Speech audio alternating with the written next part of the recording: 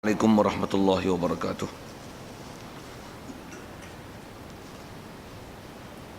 Alhamdulillahi rabbil alamin. Wassalatu wassalamu ala asyrafil anbiya'i wal mursalin wa ala alihi wa sahbihi ajma'in. Subhanaka la ilma lana illa ma 'allamtana innaka antal alimul hakim. La haula wa la quwwata illa billahil aliyyil azim. Rabbi shrah li sadri ويسر لي أمري واحلل عقدة من لساني يفقه قولي اللهم افتح علينا بفتوح العارفين بك اللهم اجعلنا من الذين يستمعون القول فيتبعون أحسنه اللهم علمنا مما جهلنا وانفعنا بما علمتنا وزدنا علما نافعا يا رب العالمين. قال الشيخ المصنف رحمه الله تعالى ونفعنا به وبعلومه في الدارين آمين. Kita di muka surat 13 rasanya yang kita jauhi.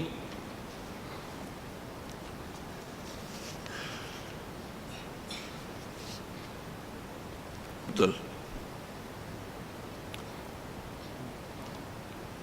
Dan kalau terlintas, itu maksudnya. Ya. Kata musannif rahimahullah ta'ala, dan kalau terlintas di hati kita dengan kalau Allah Ta'ala tidak berjirim dan bertongkol dan tidak arat yang menumpang di tongkol, maka semacam mana pula hakikat zat Allah Ta'ala yang sebenar, maka hendaklah kita tolak demikian itu dengan tidak tahu zat Allah Ta'ala melainkan Allah, dan lemah daripada mendapat itulah pendapat. Itu rasanya. Lepas dah. Oh, baru nak masuk ke itu. Yang keempatnya mukhalafatuhu lil hawadis, sifat salbiyah, artinya tidak menyerupai Allah Ta'ala dengan segala yang baru, walau satu jalan sekalipun. Ya, hadirin sekalian, pertama sekali syukur terima kasih kita kepada Allah Ta'ala. Syukur kita pertama sekali nikmat hidup masih Allah Ta'ala beri. Kita diajar oleh Nabi SAW mensyukuri nikmat hidup itu dengan membaca doa alhamdulillahilladzi ahyana ba'dama amatana wa ilaihi nusyur. Syukur juga kita dapat Islam sejak pada lahir lagi, mak ayah kita Islam ataupun salah seorang daripadanya Islam, maka Islamlah kita.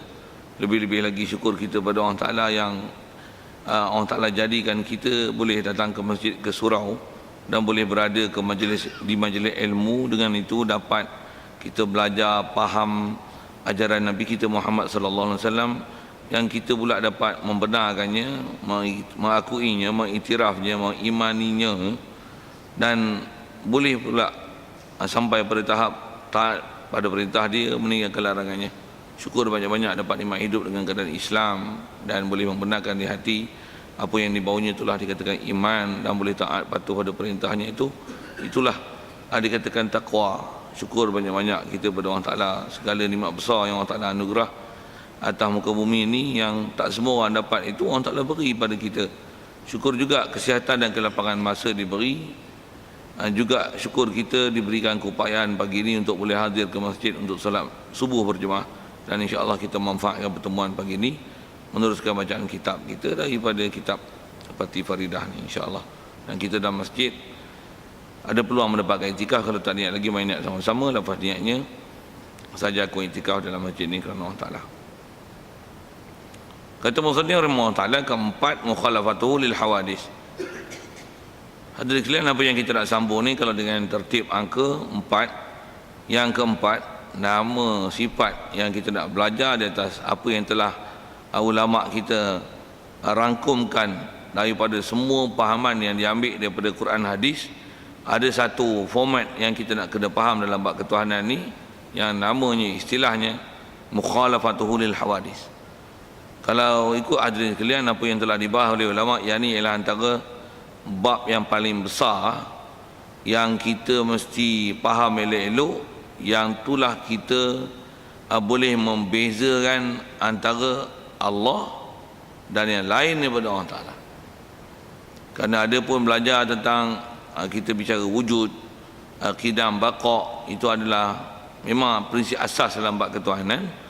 Adapun yang membezakan Allah Ta'ala dengan yang lainnya paling besar sekali tuan-tuan, selain daripada wahdaniyah di atas prinsip satu, antaranya adalah mukhalafah lil hawadis. Dan bab ni lah yang kalau kita tak belajar betul-betul, yang ni yang akan jadi istilah yang menyimpang daripada ajaran ahli sunnah wal jamaah, yang diistilahkan sebagai mujassimah.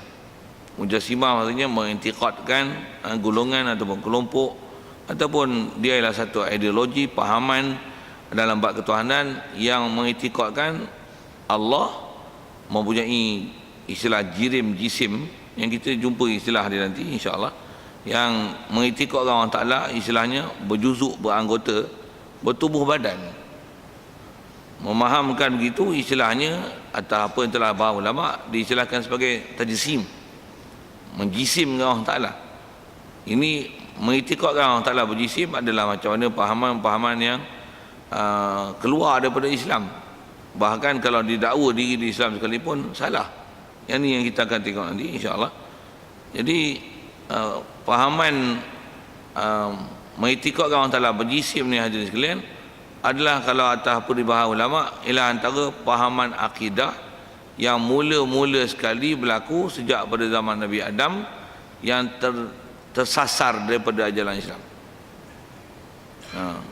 Antara punca manusia menyembah berhala, menyembah patung, mereka cipta Tuhan yang tak sepatutnya digambar dan dibayangkan dalam benak fikiran mereka, adalah disebabkan tersalahnya pahaman dalam bab ni, yang mereka ada mengitikadkan Allah boleh digambar, boleh dibayang, dan mengitikadkan kalau tak digambar bayang pun, tapi ada pahaman salah mengitikadkan Allah Ta'ala ni macam berupa sesuatu, walaupun rupa sesuatu tu kadang-kadang dimurnikan dengan kata-kata yang layak dengan Allah Ta'ala. Misalnya muka yang layak dengan Allah Ta'ala, tangan yang layak dengan Allah Ta'ala. Muka dengan tangan bukan layak dengan Allah Ta'ala. Macam mana tak layaknya disebut anak yang layak dengan Allah Ta'ala. Okey tak? Siapa kata okey, bengong. Pagi-pagi kena buah bengong kan. Dah bengong, kata bengong, kata apa? Isteri yang layak dengan Allah Ta'ala. Mana boleh dilayakkan isteri ke Allah Ta'ala? Melayakkan isteri pada Allah Ta'ala bodoh. Tak faham. Dia tak faham realiti apa yang layak tak layak. Taklah dengan meletakkan perkataan yang layak itu, apa yang tak layak pun nanti layak. Jadi pahaman mengitikadkan Allah Ta'ala ada di langit yang layak dengan Allah Ta'ala. Allah Ta'ala duduk yang layak dengan Allah Ta'ala. Muka-muka yang layak dengan Allah Ta'ala. Tangan-tangan yang layak dengan Allah Ta'ala. Tak betul. Tak betul. Yang ni lah tuan-tuan, yang zaman lah ni antara pahaman salah yang dah diajar dalam masyarakat kita, yang ulama kita dulu bersusah payah mengajar dan membetulkan akidah, antaranya dengan prinsip yang kita nak belajar ni, yang nama mukhalafah lil hawadis. Benda tu sekarang telah diajar dengan begitu meluas, dan bahkan ada istilah, saya nak guna istilah ni, ada ustaz-ustaz pun, ada pensyarah, ada profesor yang walaupun bunyinya profesor, ustaz yang agamawan, bukan yang bahagian akademik, tapi yang agamawan, yang orang agama, tapi oleh kerana ada belajar yang tak sempurna dalam bab ketuhanan ni, mereka ni lah antara orang yang mengajar dan mempelopori arat ajaran yang tak betul ni. Sikit nak gunakan bahasa gitu. Jadi yang kata ajar tak betul tu tak mana? Ajar macam tu, orang Ta'ala ada muka yang layak, tangan yang layak atau seumpamanya. Sedangkan dasar dah diajar kalau kita belajar ni, asas bab ketuhanan, prinsipnya mesti mukhalafah lil hawadis. Yang ni yang nak faham dia elok. Cuba kita tengok nanti insya-Allah. Baik, di atas namanya mukhalafah lil hawadis, dari si grouping sifat dinamakan sifat salbiyah. Kita dah lepas belajar atas nama istilah sifat salbiyah ni, dia ada 5. Itulah akidah baqa' mukhalafah lil hawadis qiyam bi nafsi wahdaniyah. Dipanggil sifat salbiyah kerana penamaan salbun itu salbiyah, dinamakan salbiyah kerana menanggalkan atau menafikan, menidakkan perkara yang tak layak pada Allah Ta'ala. Jadi bila disebut mukhalafah lil hawadis, menyalahi yang baharu, maksudnya apa? Allah tak sama dengan baharu. Jadi tak sama dengan baharu tu kalau sikit kita sebut di awal ni, prinsip dan format dia. Apa prinsip tak sama dengan baharu tu? Tak sama dengan baharu tu maksudnya ialah apa-apa sifat yang istilahnya khusus bagi makhluk. Yang ni adalah sifat makhluk yang ada ciri-ciri penciptaan. Ni ada fact of creation. Dari segi dia istilahnya bermolekul, berjisim. Kadang-kadang dia tunggal, kadang-kadang dia bercantum untuk membentuk sesuatu. Lepas tu bila dia bercantum membentuk sesuatu, tentulah ada sifat-sifat yang tertentu pada dia. Lepas tu keberadaan dia di ruang, mengisi ruang. Lepas tu nanti ada istilah itulah berjisim. Begitu juga berada di tempat, mengisi masa. Ini ada fact of creation. Maksudnya ni adalah fakta-fakta makhluk yang dicipta. Whom be create mesti macam ni. Kalau ada yang ciri macam ni, ini namanya makhluk. Kalau ini adalah sifat khas bagi makhluk atas nama yang dicipta, ini adalah cirinya Allah, mustahil lah tu. Pasal Allah bukan yang dicipta, dia ialah khaliq, dia bukan makhluk, dia bukan be create, tapi he is the creator. Sikit bunyi campur Arab putih apa tu, campur lah. Mana tuan-tuan boleh telan-telan lagi Arab Melayu apa tu. Nak ajar tu adalah prinsip. Satu, kalau ada orang yang dia kata tak sama dengan Allah Ta'ala, dia tak sama kan dari sudut tak sama, tapi masih itu adalah ciri-ciri makhluk. Misalnya keberadaan di ruang, berada di tempat. Buat contoh dengan bahasa itu.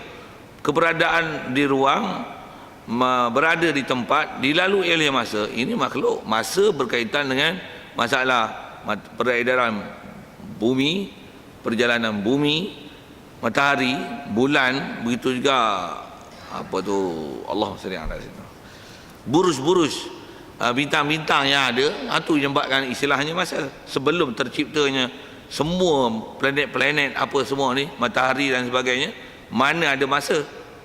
Jadi Allah mustahil dilalui oleh masa. Allah yang buat arash sebelum ada arash, mana ada arash. Jadi mana mungkin Allah berada di arash? Tak, mana? Nonsense. Ridiculous. Impossible. Mana boleh? Takkan dia buat sesuatu, dia ada efek pada sesuatu, sedangkan dia yang jadi efektornya. Subhanallah. Takkan macam tu. Jadi apa-apa yang ada ciri makhluk, yang itu ada sifat khusus bagi makhluk, mustahil dinisbahkan kepada Allah Ta'ala, sekalipun bahasanya yang layak. Pasal itu tak layak. Berbanding dengan ciri-ciri ataupun sifat perkara yang bahasanya sama, tapi dia bukan khusus bagi makhluk, bahkan itu adalah kesempurnaan. Apa dia? Mendengar, melihat.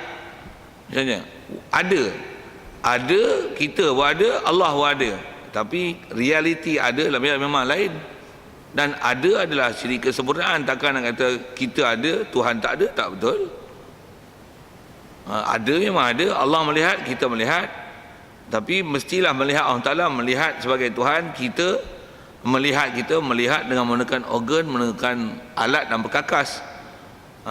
Berbeza dengan kita ada di tempat, Allah ada di tempat. Itu gelong.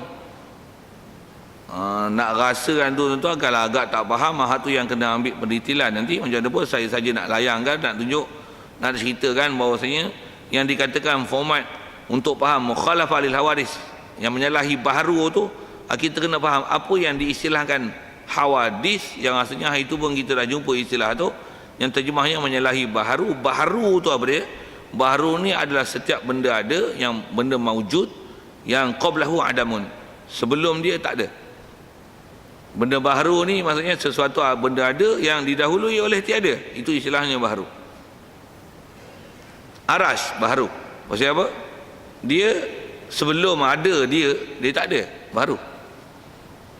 Jadi bila kata baharu, benda yang ada didahului oleh tiada, apa-apa yang mempunyai ciri macam tu, yang dia kata dia ada ciri-ciri yang be create, mengisi ruang, dilalui oleh masa. Dia istilahnya terbina daripada jirim, daripada molekul, zarah. Lepas tu ada yang mungkin bercantum, ada struktur-struktur yang tertentu untuk membentuk dia. Yang ni kena ada pengetahuan kimia sikit lah, apa dia tu. Semua ni adalah makhluk Allah. Subhanallah, subhanallah. Cuma kalau kita belajar cara kampung, saya sebut tu mungkin bunyinya akademik sikit lah. Akademik pun nak fahamkan prinsip mukhalafah lil hawadis. Baik, atas pernyataan pertama dia yang sebut apa maksud mukhalafah lil hawadis ni, kata dia arti mukhalafah lil hawadis tidak menyerupai Allah Ta'ala dengan segala yang baharu. Dan saya bagi sebutlah tadi, memang telah diberi definisi oleh ulama. Yang baharu tu apa? Dan disebut segala yang baharu, maksudnya apa-apa saja yang diistilahkan sebagai baharu, Allah mesti menyalahinya. Cuma saya sebut dia, apa dia baharu, tuan-tuan kena ambil syarahan tu dan definisi tu. Apa dia benda yang nama baharu? Hawadis. Hawadis tu kalau bahasa Arab dia jamak daripada hadis. Hadis tu daripada perkataan hadasa. Perkataan bahasa Arab kalau hadasa ni kan, hudus ni, hadasa ni benda peristiwa yang baru jadi, baru berlaku. Yang sebelum ni tak jadi, ni baru hadas. Itu hadas. Itu adalah hadas. Jadi kalau satu perkara adalah hadis, banyak perkara yang dulu tak ada sekarang ni baru ada. Dengan bahasa lainnya, perkara yang ada yang didahului oleh tiada, yang ni dipanggil hawadis. Okey, hawadis. Jadi Allah tentulah apa-apa yang nama hawadis mestilah menyalahi dengan Allah Ta'ala. Pasal apa? Pasal hawadis Allah yang creatornya, Allah yang cipta. Satu ada, jika ada apa-apa ciri-ciri be create, Allah mustahil ada. Satu bila kata be create ni antaranya berjuzuk, beranggota, alat, berperkakas, berjirim, bersusun, apa lagi seumpama tu, berkomponen, beranggota, mengisi ruang, berpihak, ada di pihak, ambil manfaat pada sesuatu, terkesan dengan sesuatu. Semua tu adalah atas istilahnya ciri-ciri baharu. Baik, jadi prinsipnya tidak menyerupai Allah Ta'ala dengan segala yang baharu, walau satu jalan sekalipun. Walau satu jalan sekalipun.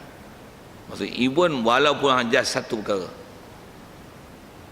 Kalau nisbah pada Allah Ta'ala, mustahil. Itu yang kalau kita sebut pilih yang mana yang duk salah, yang disebarkan. Dan kalau ikut antaranya ajarannya yang basuh disebut dengan ajaran Salafi Wahabi itulah. Dia kata Allah Ta'ala di aras. Kita tengok di mana mustahilnya keberadaan Allah Ta'ala di aras tu. Pertama, aras tu sendiri, aras ini apa? Makhluk. Allah yang buat aras. Mesti siapa yang kata makhluk aras ini bukan makhluk, bodoh. Maksudnya tak faham siapa makhluk, siapa yang khalik, siapa yang mencipta, siapa yang dicipta.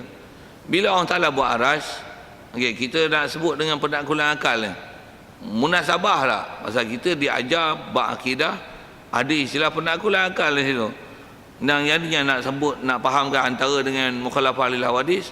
Baik, kalau antara ajaran-ajaran macam Salafi Wahabi itu, kata dia Allah di aras. Pertama, tak aras tu makhluk. Bila Allah di aras, maksudnya dia mengambil manfaat daripada makhluk. Satu. Yang kedua, Allah di aras berarti dia mengisi ruang. Pasal berada di aras. Dua. Lagi, bila sebut Allah di aras, faham kita aras ni atas. Dia berpihak. Maksudnya dia pun ada pihak. Dan dia berada di pihak. Tak betul tu. Kalau ada orang hujah gini, kata dia ayat Quran, Allah yang cerita sifat dia, dia di aras, maka dia di aras lah. Ada Wahabi mana gunakan hujah macam ni? Dengar nak sebut. Kalau di atas prinsip dia kata Allah Ta'ala yang kata dia di aras, maka bila dia kata di aras, kita pakai je lah. Ada Allah Ta'ala kata dia yang sifatkan diri dia di aras. Atas kata pakai dengan Quran, apa mentah-mentah dalam Quran itu dipakai, maka jangan tengok ayat Quran tentang aras saja, tengok ayat-ayat lain yang bukan di aras. Ada ayat Quran kata macam mana? Bukan saja ayat istawa alal ars, Ar-Rahman ala arsyis tawa. Apakah tak tengok ayat Quran yang bunyi macam ni? Ainama tuwallu fasamma wajhullah. Ayat Quran juga tu, Allah juga yang cerita ya. Dia kata apa? Ainama tuwallu fasamma wajhullah. Di mana saja kamu beradab, di situlah Allah Taala. Diarah ke kat mana tu? Di mana saja kamu beradab. Bagi anda bagi faham sikit ayat Quran tu. Wherever you face, Allah Taala is there. Saya face kat sana, tuan-tuan face kat sini. Where is Allah? Wherever you face. Ainama tuwallu fasamma wajhullah. Satu. Diarah ke the place where you face your face. Satu. Dua. Ada ayat Quran bunyi macam ni. Wa huwa ma'akum ainama kuntum. Allah juga cerita itu. Ayat Quran juga. Wa huwa ma'akum ainama kuntum. He is with you wherever you are. Tadi kata where you face your face. Yang ni ainama tuwallu ainama. Wa huwa ma'akum ainama kuntum. Dia bersama dengan kamu ainama kuntum, di mana saja kamu berada. You are in masjid, Allah Taala is masjid. You are in tandas, in the toilet, Allah Taala is in the toilet. Wow. Tiga. Ayat Quran juga tu, ayat Quran juga tu. Ayat Quran lagi kata macam mana? Wa nahnu aqrabu ilaihi min hablil warid. Kami lebih hampir pada kamu daripada urat tengkuk kamu. Urat tengkuk sini urat. Ada lebih hampir daripada urat tengkuk. 4. Semayang kita menghadap kat mana? Kaabah. Kaabah pun nama dia apa? Baitullah. Baitullah maksudnya apa? Terjemah. Rumah Allah. Oh, rumah takkan tempat singgah, rumah tempat tinggal, bukan di arash, di Baitullah. 5. Di arash kah? Where you face your face, wherever you are. Lagi di urat tengkuk Baitullah. A, B, C, D, E. Mana? Semua ayat Quran. Okey. Ni kalau kelahi dengan Wahabi lari. Duduk cerita di arah ayat lain macam mana? Itu yang ulama kita bahas. Dia ambil semua Quran. Yang ayat macam ni, itu semua adalah sebagai dalil dan indikator menunjukkan semua tu bukan maksud yang dikehendaki tentang Allah di mana. Bahkan tak dibicara ke Allah Ta'ala. Yang ni nanti ke depan nanti dia akan sebut kita tak bicara zat Allah Ta'ala. No. Tak bicara sama ada zat Allah tu dia tu macam mana. Even kita tak bicara dia di mana dia. No. Kita tak suppose untuk boleh bicara di mana dia. Pasal apa? Itu bukan termasuk dalam perkara dan skop bidang yang kita boleh bicara. Kalau Wahabi dan Salafi ni tuan-tuan, dia memang bicara Allah langit, siap. Tadi langit arash, D, E, satu lagi E, F. Di langit kah? Tadi arash lain, langit kah? Amintum man fis sama. Adakah kamu beriman man fis sama? Memang dalil-dalil mereka yang memakai hal tu. Kemudian ada dalil lagi. Saja saya nak huru-hara pahaman Wahabi yang dah dia kata pakai ayat Quran, pakai semua ayat Quran. Pakai semua ayat Quran. Ada ayat Quran bunyi macam ni. Waja'a rabbuka wal malaku saffan saffa. Datanglah Tuhan kamu.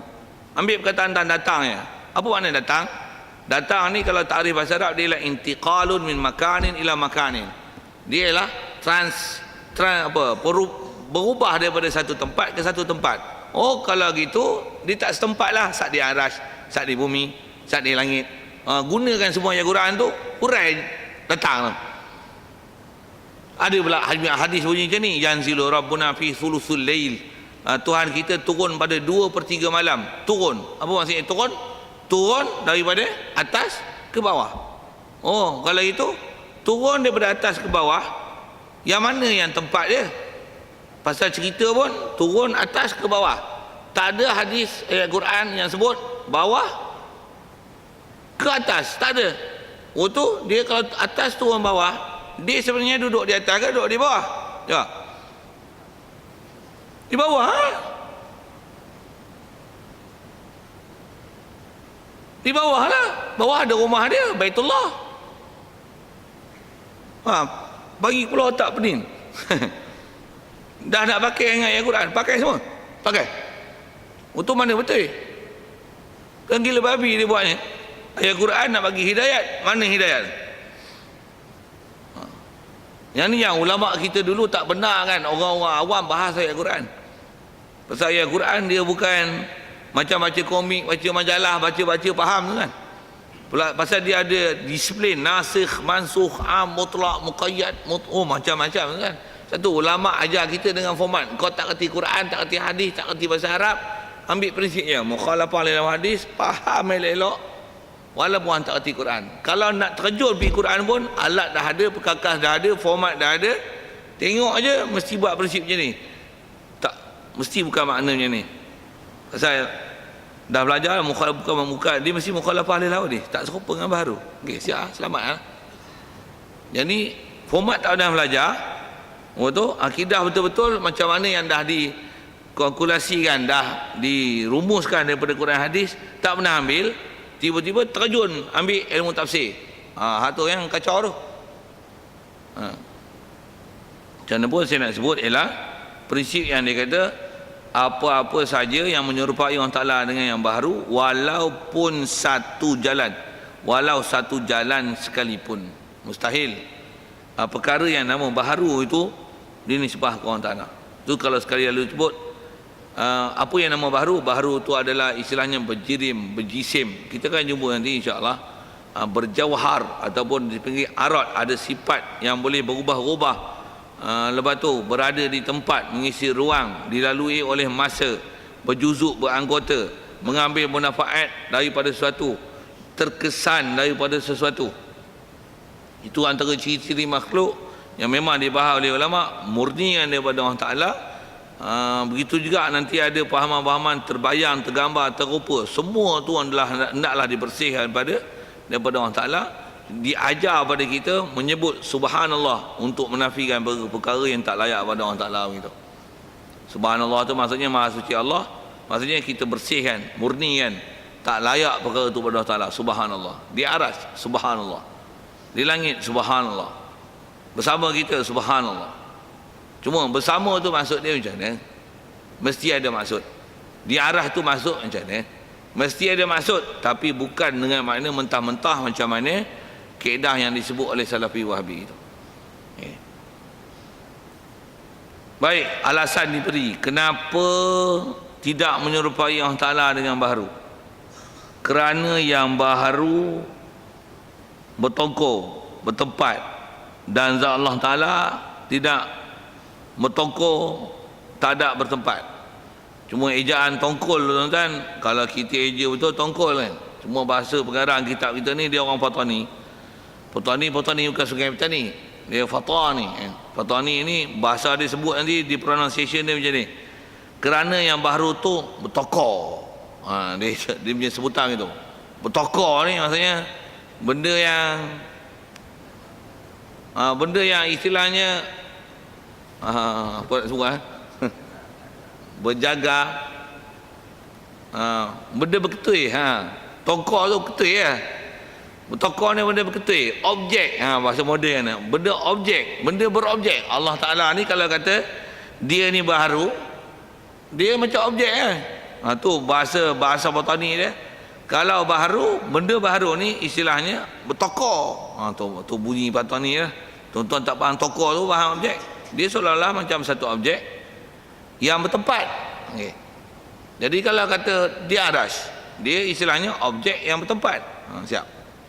Yang tu yang dia nak syarahkan bertokor tu. Tuan-tuan boleh tak telan bertokor tu punya pasal, tapi faham kan? Mengisi ruang. Okey. Walaupun bahasanya berada di aras yang layak. Tentu yang kena faham tu. Sebenarnya yang layak tu, adakah layak mengisi ruang ataupun ada makna yang layak?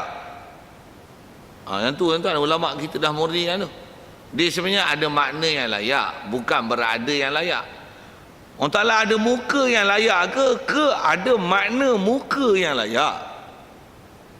Yang tu yang telah disalahkan tu. Telah disalahkan faham. Dan salah faham tu tuan-tuan, dia bukan tersalah, tapi kalau fahaman Wahabi ni, sepanjang saya duduk baca buku-buku yang ditulis oleh mereka, dan tulis pun bukan ditulis-tulis dengan bahasa kita ni, tulis bahasa Arab, yang tokoh-tokoh mereka menulis, yang pelopor-pelopor yang mengajar fahaman Wahabi ni tulis, memang dia tulis sebiji. Kalau kata tangan, dia kata tangan, Allah Ta'ala memang ada tangan tu tangan kanan, tangan kiri.